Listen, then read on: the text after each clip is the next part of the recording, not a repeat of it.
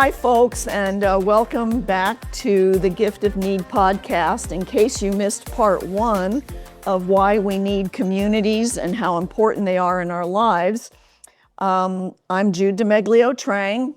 This podcast is looking at the overlooked power of human need and how it shapes our behavior, our relationships, and society. And it is my belief that our needs are not burdens, but gifts. My special, wonderful guest today is Sam Quinones, investigative journalist, author, and speaker. He's the author of Dreamland, The True Tale of America's Opiate Epidemic. It was the National Book Critics Circle Award for Nonfiction and one of the best books of the year in 2015. Also, The Least of Us, True Tales of America and Hope in the Time of Fentanyl and Meth, long listed for the Andrew Carnegie Medal. Welcome, Sam. Thanks again, Jude. Appreciate your interest. Good to be with you. Yeah, thank you. So we're going to pick up where we left off last time. And Sam, well, just listen to the podcast. So we're going to go on. It sounds to me like you are in sync with Robert Putnam's book, Bowling Alone, The Collapse and Revival of American Community. He said, mending our frayed social capital is key to preserving the very fabric of our society. To me, Putnam hit on a really significant point regarding communities. The community that we are an integral part of will determine the direction of our lives as individuals and also the life of society we live in, because individuals make up societies. What you're talking about is how the drug, opioid, meth epidemic has destroyed so much of American society. You gave us a lot of the reasons last time.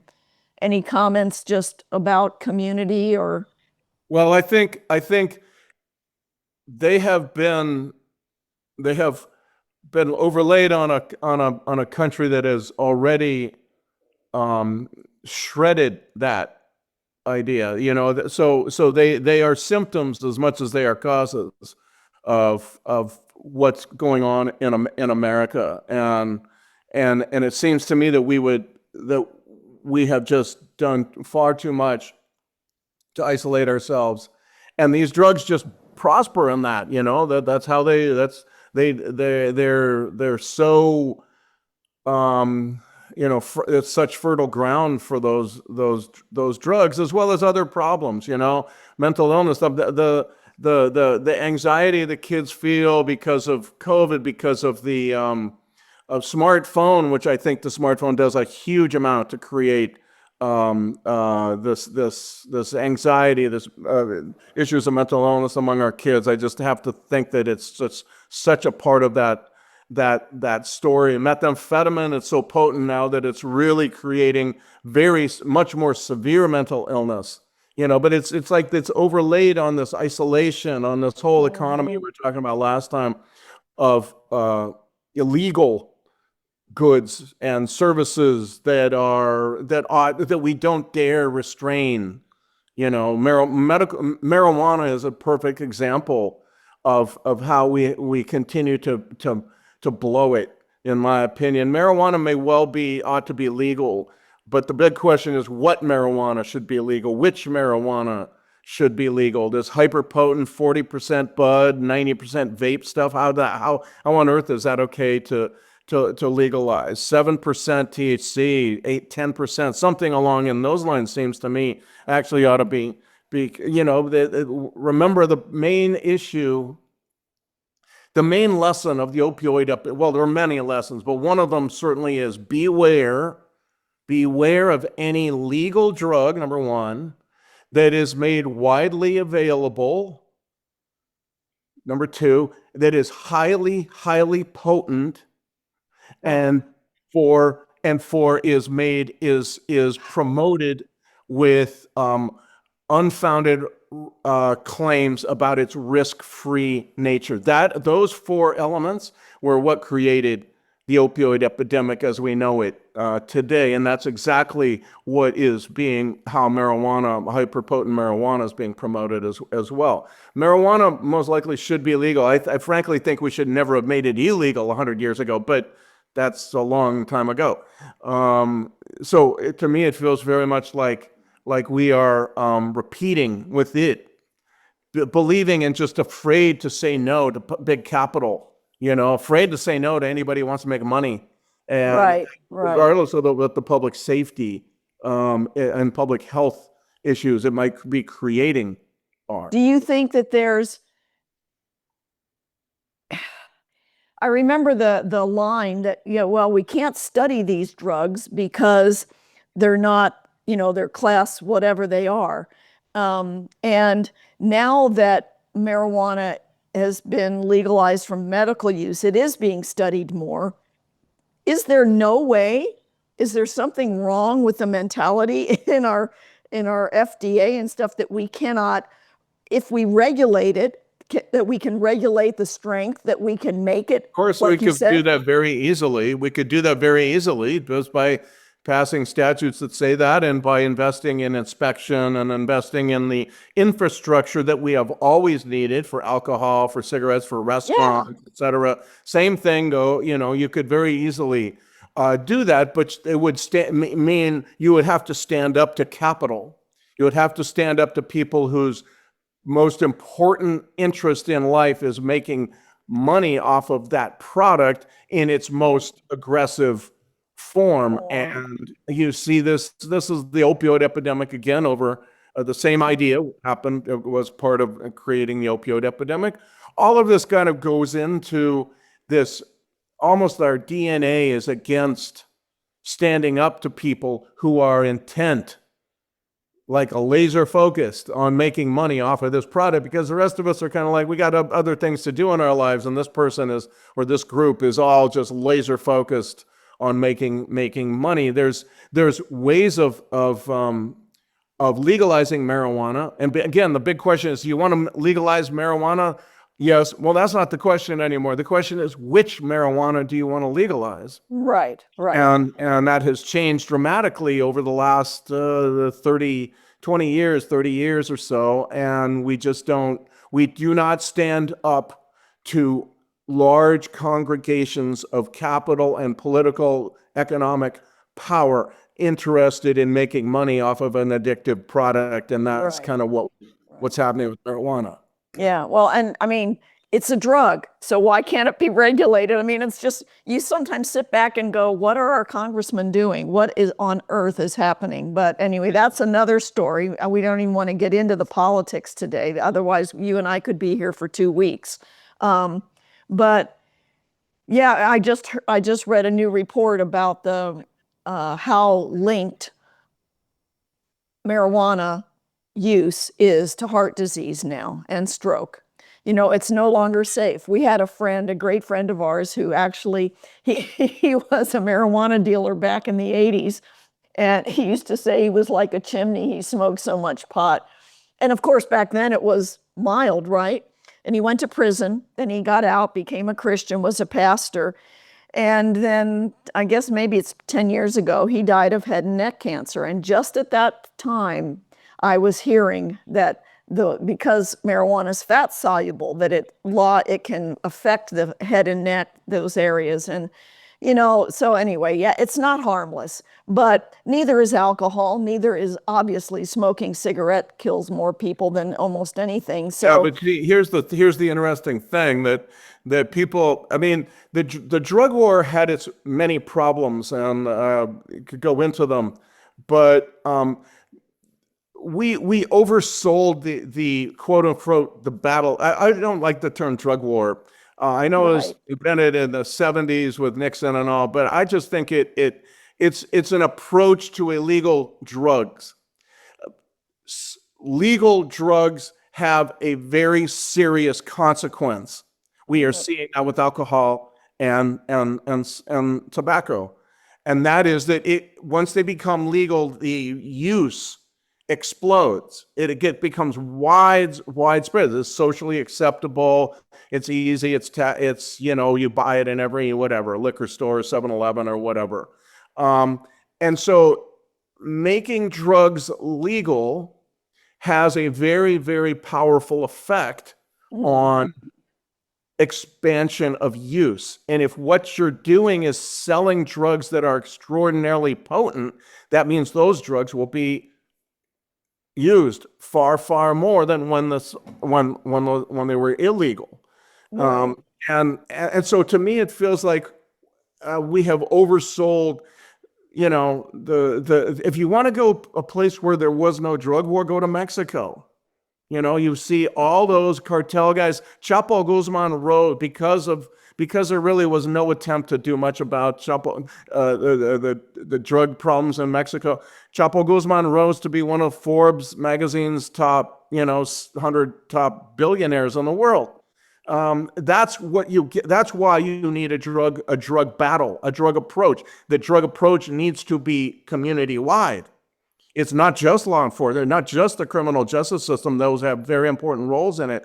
But you need treatment, you need prevention, you need a wide Right. community-based approach to addiction because we all have the brain chemistry to become addicted. Absolutely. And when you sell things that are highly addictive and you don't really have a very well thought out way of dealing with the consequences of extraordinarily expanded use of those products, then you get problems like we've had with cigarettes and alcohol. And I've had people say, well, we should just legalize fentanyl. I can't think of a more bizarre, frankly, dumb idea than to legalize this highly, highly potent drug and expand use to this thing that is so deadly. What we absolutely need is to expand, as I said, a community approach to addiction, because we know that human beings, every one of us, you, me, and every other single human being on earth, we all have the brain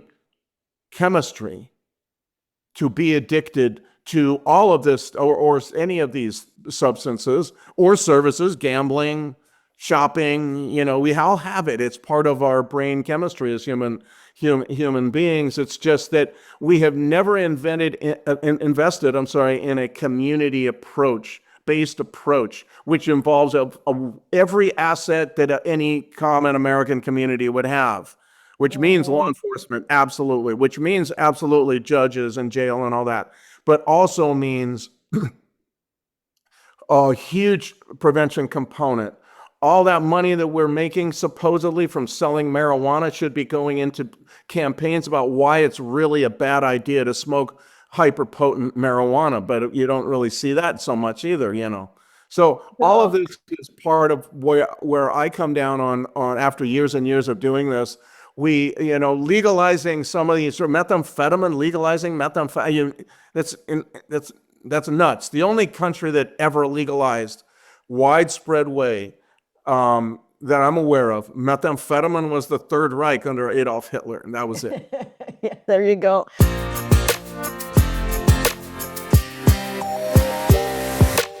Well, I remember you talked about life repair for addicted people. What is life repair, and how does that relate to community? Well, it's a very important question. It's very complicated, but I had a heart attack in 2017, and there was a continuum of care due a large part to too much speaking, honestly. But continuum of care for heart attacks is you go to a cardiologist, your physical therapist. They train you on how to get more.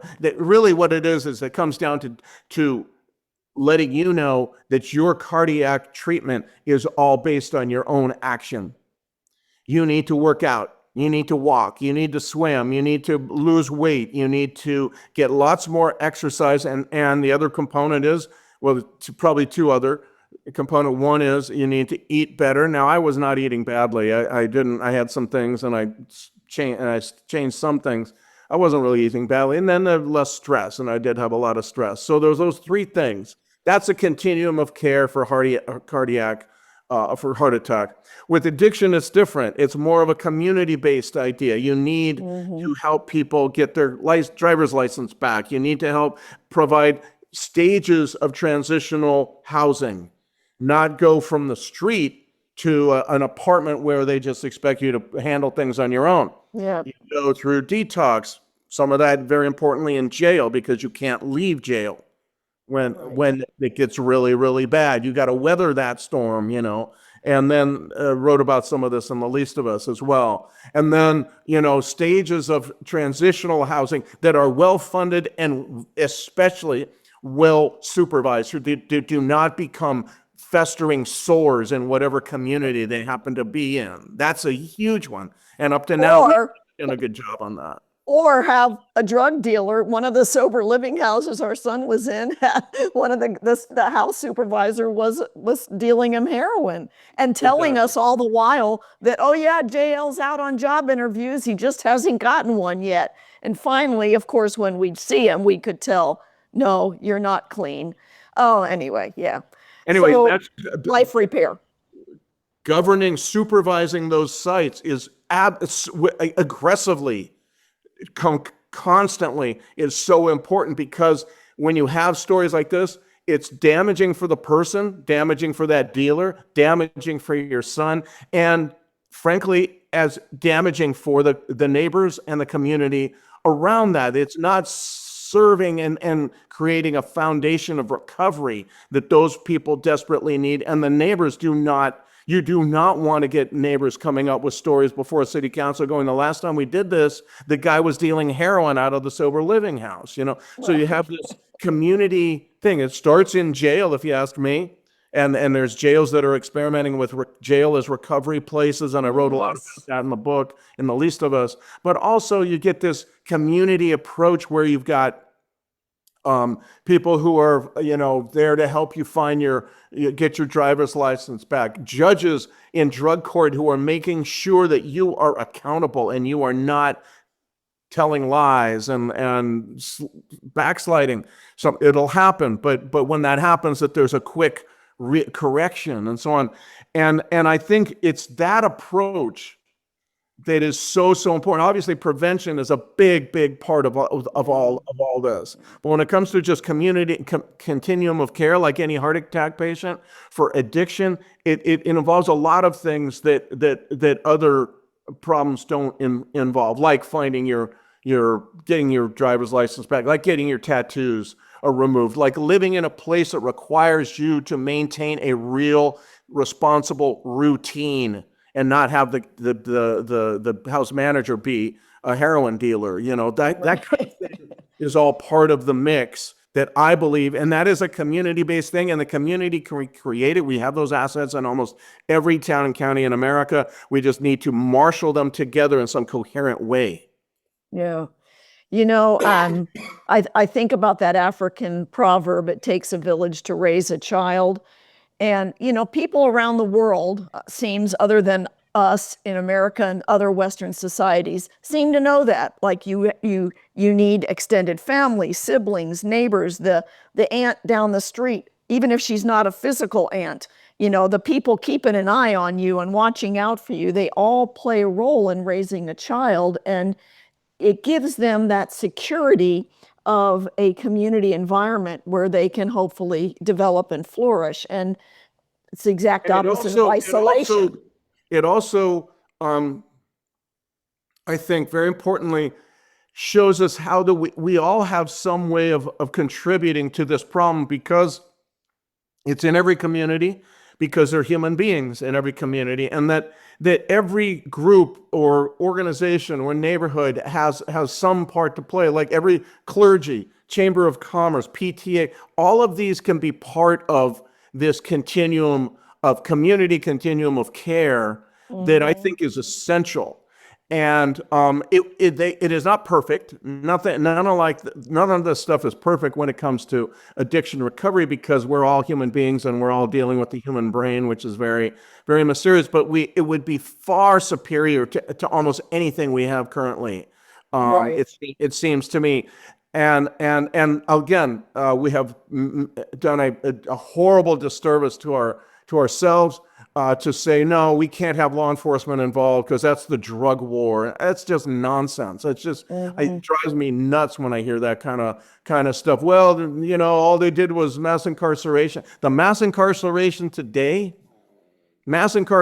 exists today in tent encampments and drug spots all across the country. People are absolutely tethered to fentanyl and methamphetamine, drugs that will first drive them mad in the case of meth, and will kill them in the case of fentanyl. We need to understand that we need this kind of continuum of care that's community-based, that involves, and that is permanent. It's not something that, okay, tomorrow we stop having this problem.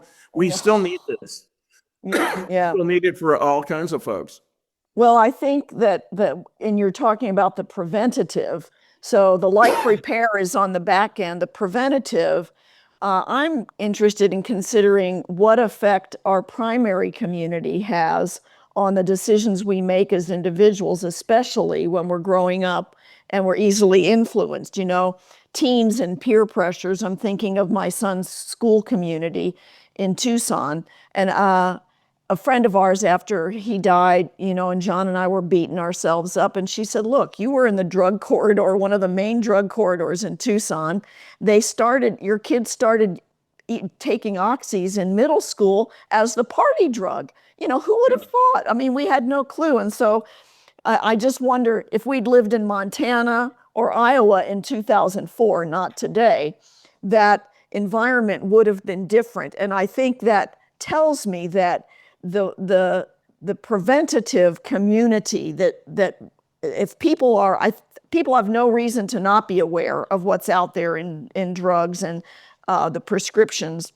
Everybody's heard about it, So I don't know. The research and stories confirm that we need meaningful relationships and community, and I believe that as humans we have that, and that the connectivity. This is why I wrote The Gift of Need, that connectivity is a gift to each other, because we need each other.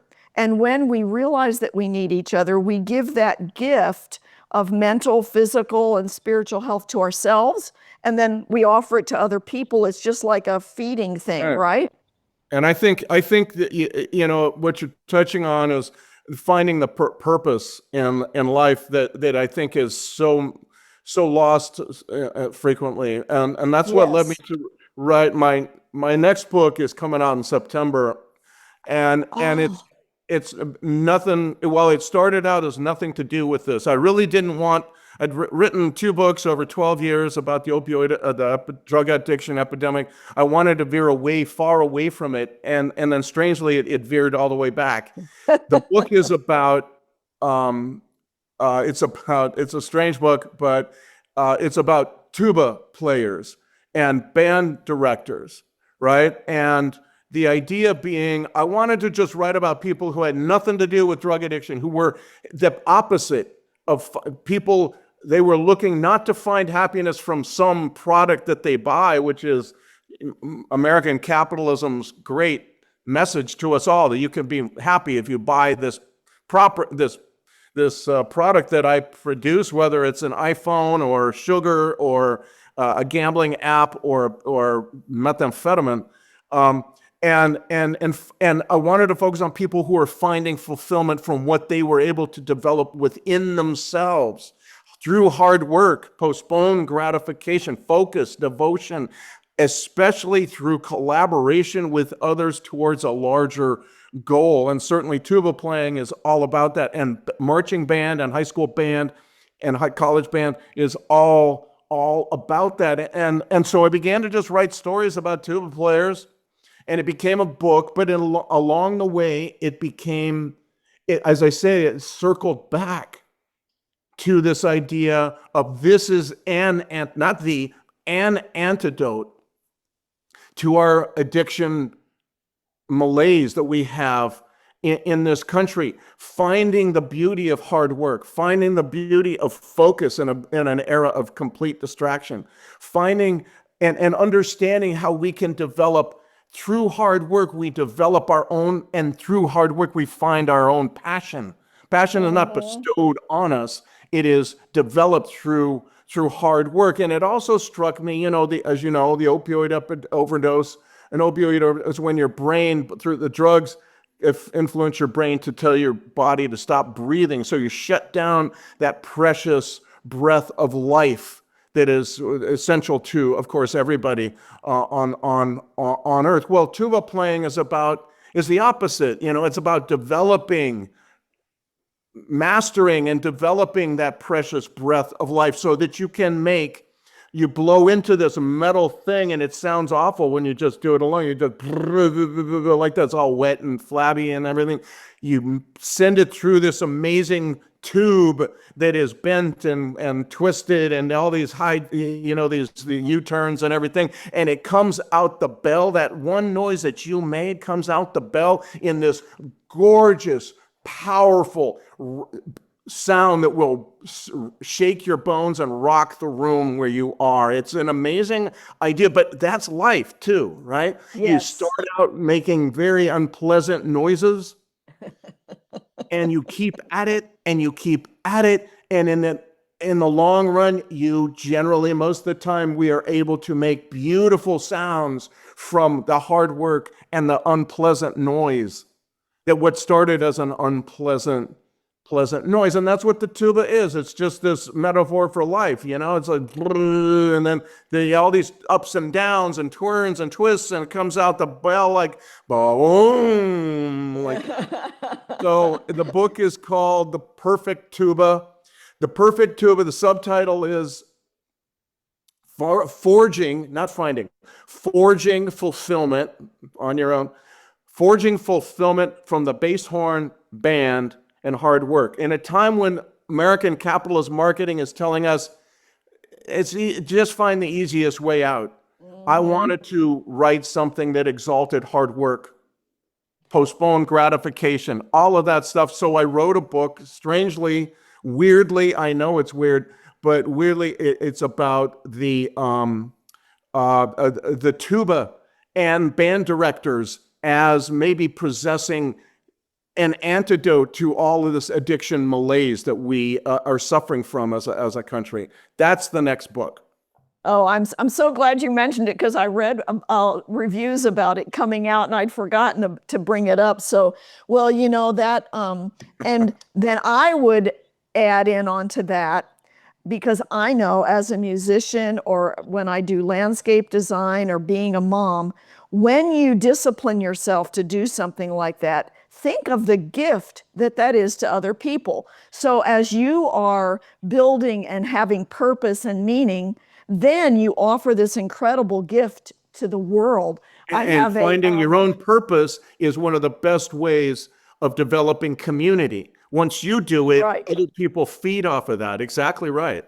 Right. I've got an upcoming interview with a young singer-songwriter in San Diego about the gift that songwriting and musicians offer to us.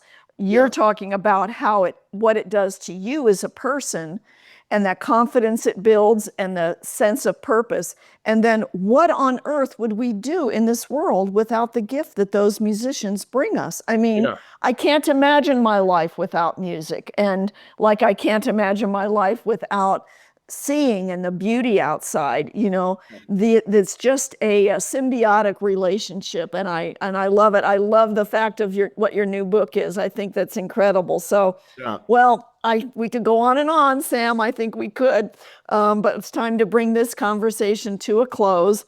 Thank you for making the time to be with us today and talk about how the needs that we have as individuals and communities, the need for purpose and to not be isolated, can help, and allowing others with their skills and resources, like you, an investigative journalist. It's so important, a writer. These are things that when your book came out, it filled a huge need for John and I, and we were ever so grateful for that. So the joy and fulfillment, I'm so thankful. Well, it's very nice of you. I so appreciate your interest in my work. Thanks very much for having me on. It's been a great conversation. So appreciate it. Yeah. Well, and folks, you can check out Sam's work by going to samquinones.com. There should be a link when the podcast is out on the transcript. Great music that you're hearing at the end is written and performed by Gabe Kubanda at Kubanda Music. You can find him on any streaming service. Please consider subscribing to this free podcast and my free Substack newsletter and leave a review. I'd love to hear from you. Bye.